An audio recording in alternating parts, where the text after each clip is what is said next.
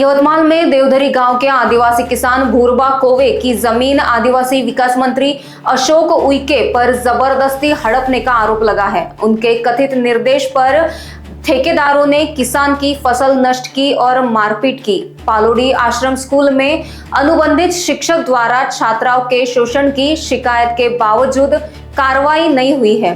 वही मंत्री की बेटी प्रियदर्शनी उइके को मुंबई उच्च न्यायालय में बी वर्ग समुपदेशक नियुक्त किया गया और नगर परिषद अध्यक्ष का भी टिकट उन्हें दिलवाया गया है। नमस्कार, मी ॲडव्होकेट सीमा तेलंगे यवतमाळवरून आलेले आहे। मी गेल्या काही वर्षापासून यवतमाळला सावकारग्रस्त शेतकरी आणि आत्महत्याग्रस्त शेतकऱ्यांच्या विषयावरती काम करते। सोबतच महिला हक्क आणि महिलांच्या समुपदेशन किंवा महिलांच्या अधिकारांवरती कायदेविषयक अवेअरनेस असे प्रोग्राम्स घेत असते। गेल्या काही वर्षांमध्ये यवतमाळ जिल्ह्यात शेतकऱ्यांच्या आत्महत्या होण्याचे प्रमाण वाढले। यामागे अनेक इश्यूज आहेत, एक किंवा दोन इश्यू सांगू शकत नाही आपण शेतकरी आत्महत्येच्या मागे, पण गेल्या एका वर्षात यवतमाळ जिल्ह्यामध्ये भयंकर आत्महत्या होत आहे।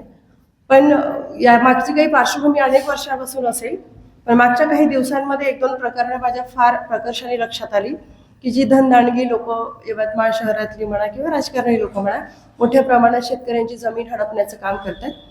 त्यातलं एक प्रकरण 2020 मध्ये माझ्या निदर्शनास आलं आणि ती बऱ्याच दिवसांपासून मी खालच्या कोर्टामध्ये सिव्हिल कोर्टात आणि डिस्ट्रिक्ट कोर्टात चालवते।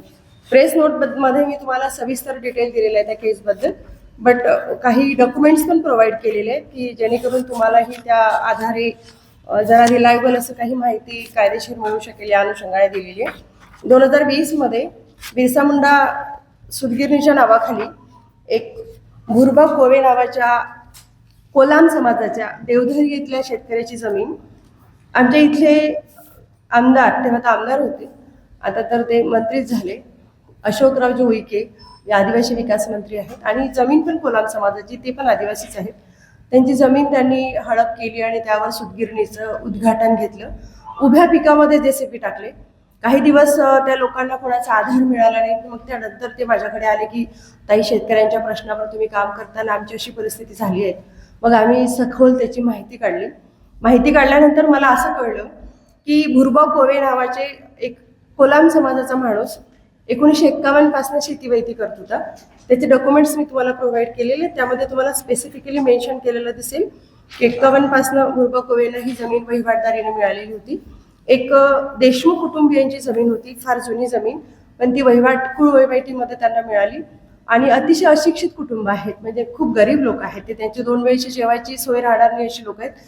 तर त्या लोकांनी त्या जमिनीवर स्वतःचा फेरफार किंवा हे सगळे डॉक्युमेंट्स तयार केलेले नव्हते, परंतु ते वैतीमध्ये होते। 2013 मध्ये त्या आपल्याकडे डिजिटल सातबारे आले, 13-14 मध्ये डिजिटल फॉर्मेशन झालं सगळ्या डॉक्युमेंट्सचं आणि ओनरशिप आणि पोजेशनचे 2 जे कॉलम होते, पूर्वी हार्ड कॉपी असायची, आपल्याला सर्टिफाईड कॉपी तलाठी द्यायचा, तेव्हा ओनरशिप आणि सातबारा पोजेशन दोघांचीही नावं मेन्शन केलेली असायची। परंतु त्यांनी काय केलं की जेव्हापासून डिजिटल सातबारा झालं तर फक्त ओनरशिपचं नाव ठेवलं आणि जे पोजेशन कुळवहिवाटदार वगैरे जे काही होते त्यांचे नाव हटवली सातबाऱ्याचं। आणि नेमका त्या गोष्टीचा फायदा घेत तलाठ्यांची संगनमत करून एक रोड टच असलेली हायवेची जमीन, जी आज 40-45 लाख रुपये एकरची जमीन आहे, ती जमीन या उइके साहेबांनी त्या शेतकऱ्यांच्या माहीत नसताना, त्यांना काहीच माहिती नाही, ते बिचारे आपले वैती करून राहिले, उत्पन्न घेत होते, उभ्या पिकात जेसीबी टाकून ते शेत पूर्ण प्लेन केलं आणि तिथे सुतगिरणीचं उद्घाटन घेतलं आणि याला प्रचंड मारलं गरिबांना। मारल्यानंतर ते मग आमच्याकडे आले आणि म्हटलं की ताई, आम्हाला काहीतरी कागदपत्र काढून न्याय द्या। मग ते सगळं डिटेल्स घेतलं, आम्ही त्यांच्या विरुद्ध तक्रार दिली पोलीस स्टेशनला। तक्रार दिल्यानंतर 3 दिवस शेतकऱ्यांना पोलीस स्टेशनच्या भोवताल फिरवलं, कोणी त्याची तक्रार सुद्धा नोंदवून घेतलेली नाही। प्रचंड मारहाण भाडोत्री गुंडाच्या हाताने त्यांच्या शेतात जाऊन, त्यांच्या घरावर जाऊन मारहाण करणं आणि ती जमीन ताब्यात घेऊन तिथे सुतगिरणी वसवण्याच्या हिशोबाने त्यांनी प्रयत्न केले होते। पण रेकॉर्ड पाहिल्यानंतर आमच्या लक्षात आलं की हे संपूर्ण रेकॉर्ड 50 वर्षापासून त्यांच्या नावावर आहे आणि ते माहिती करत आहेत, कुळवहिवाटदारीने त्यांना जमीन मिळालेली आहे। असं असताना जुन्या मालक जे ओनरशिपमध्ये होते, खूप 50 वर्षापूर्वीची जे ओनरशिप आहे, त्यांची कुठली तरी वारस त्यांनी ट्रेस केले आणि वारसांकडनं कपोल कल्पित खोटी अशी खरेदी करून घेतली आणि त्या खरेदीचा जो लिमिटेशन असतो फेरफार घेण्याचा, तो 15-20 दिवसाचा लिमिटेशन आहे, तो सुद्धा फॉलो न करता लगेच फेरफार घेऊन लगेच नावाने खरेदी करून घेतली। पर या गोष्टी संदर्भात आम्ही तत्कालीन न्यायालयामध्ये केस दाखल केली, सिव्हिल कोर्ट राळेगावला केस दाखल केली। की त्या त्यांच्या विरुद्ध मनाई हुकूम घेतला की ते आमच्या शेतात घुसू शकत नाही, प्रचंड मारहाण केली. तुमच्या इथे तुम्हाला मी दिलेल्या डॉक्युमेंट्समध्ये एक FIR रिपोर्ट दिसेल जो आमदार अशोक उईकेंच्या विरुद्ध आहे. त्याची तारीख तुम्हाला सांगू इच्छिते मी. 26/6/2020 हा रिपोर्ट आहे. विठ्ठल नामदेवराव कोवे राहणार देवधरी यांनी अशोक रामाजी उईके आमदार राळेगाव विधानसभा व इतर असा एक रिपोर्ट दिला की त्या लोकांनी जशी मारहाण केली या संदर्भात. आजही या तक्रारीवरती एकही गुन्हा नोंद झालेला नाही आहे देवधरी पोलीस स्टेशनला, म्हणजे वडकी पोलीस स्टेशनला. ही लोक रोज फिरतात घराच्या भोवतात की आमची शेती आम्हाला भेटेल की नाही ताई, की आपण जगू की नाही जगू.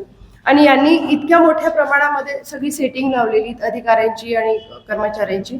तलाठी सुद्धा त्यांच्यासोबत मॅनेज आहेत आणि ही अडाणी लोक फिरत राहतात. ही शेती आजही त्यांना मिळालेली नाही आणि स्टे आहे ते, म्हणजे पोझिशन आमचं आहे पण जमीन प्रकरण अजूनही कोर्टामध्ये प्रलंबित आहे.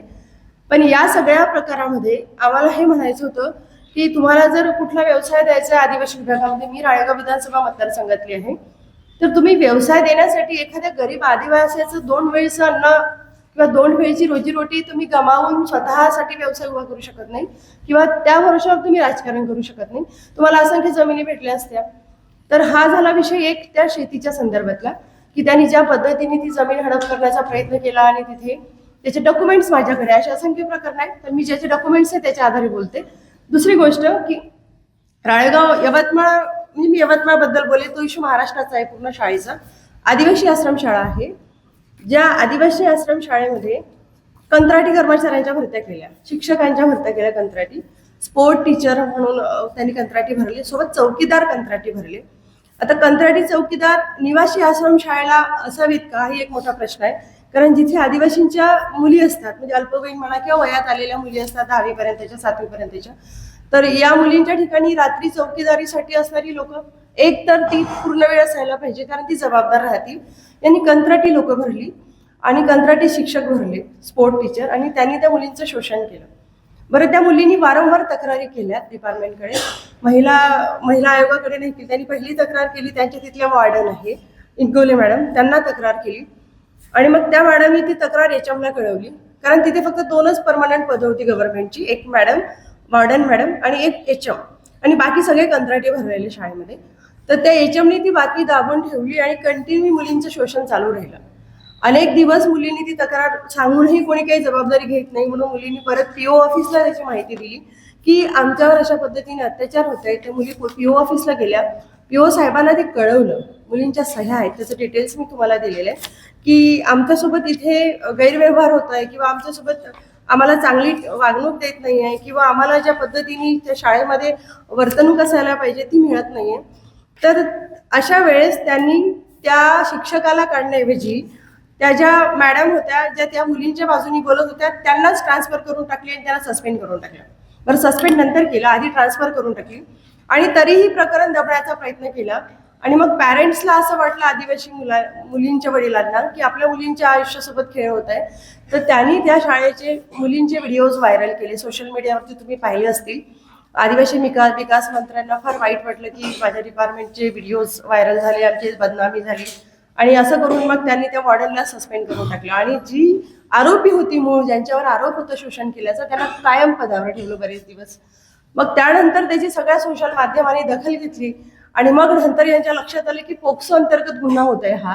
लहान मुलींना तिथले शिक्षक अशा पद्धतीनं हे करतात आणि तक्रार केल्यानंतर त्याचे वरिष्ठ अधिकारी त्याची पाठराखण करतात. म्हणजे PO ऑफिस सुद्धा पाठराखण करतं, HM पाठराखण करते, चौकीदार आणि ही लोक त्या मुलींसोबत वाईट वागतात किंवा घाणेरडं. त्यांचे व्हिडिओज माझ्याकडे आहे, मुलींचे चेहरे ब्लर केलेले, आपण ऐकू शकत नाही, इतकं वाईट वाटतं त्या मुलींची अवस्था. आणि ही तक्रार केल्यानंतर त्या मुलींना शाळेतून TC काढण्यासाठी बाध्य केलं गेलं आहे की तुम्ही आमची तक्रार PO ऑफिसला केली किंवा तुम्ही व्हिडिओ व्हायरल केले तुमच्या पॅरेंट्सनी, तर तुम्ही आमच्या शाळेतून निघून जा. आणि त्या मुलींना आता तिथून TC काढून दिल्या जबरदस्तीने. त्या मुली दुसरीकडे शिकत आहेत, ज्या कंप्लेंट करणाऱ्या वयात आलेल्या मुली होत्या त्या. ज्या छोट्या मुली आहेत ज्यांना काही समजत नाही या सगळ्या विषयातलं, त्यांना काढलं नाही. पण ज्या वयात आलेल्या मुली होत्या 6वी 7वी 8वीच्या मुली, या मुलींना त्या शाळेतून विड्रॉल करून प्रायव्हेट शाळेत पाठवलं. हे कोणी केलेलं? शिक्षकांनी केलं. आणि ही जेव्हा खूप मोठी बातमी झाली, पेपरवरती आला, तर मग तेव्हा त्यांनी पोक्सो अंतर्गत त्या टीचरवरती गुन्हा नोंद केला आणि सह आरोपी HMला केलं. परंतु हे सगळं दाबण्यासाठी जो प्रयत्न झाला ते मला आवर्जून सांगावंसं वाटतं की आपल्या ज्या विभागाचं आपण पालन करते आहोत किंवा ज्या विभागाचे आपण गार्डियन्स आहोत किंवा ज्या समाजाचं आपण गार्डियन आहोत, आदिवासी समाजाचं, त्यांच्याशी आपण इतक्या क्रूरपणे कसं वागू शकतो हा एक मुद्दा आहे. दुसरी गोष्ट की तुम्हाला एखाद्या गरिबाच्या हक्कावरती पण गडांतर करावंसं वाटतं, म्हणजे तुम्ही प्रायव्हेट भरत्या करता आणि ह्या प्रायव्हेट भरत्या कुठेतरी त्यांचे लागेबांधे असेल म्हणून केल्या जातात, काहीतरी कंपनीनं केल्या जातात. एकच कंपनी सगळ्या हॉस्टेल्सला सिक्युरिटी गार्ड कशी असू शकते? एक बीव्हीजी कंपनी यांनी अपॉइंट केली, ऑल महाराष्ट्र कुठे जात तेच सिक्युरिटी गार्ड असतात. आणि यांची ही जी मनोपली चालत आहे त्यामुळे मुलींचं पण मोठ्या प्रमाणामध्ये शोषण होत आहे. लोकवाहिनी मीडिया के लिए अविनाश तोतड़ी की रिपोर्ट.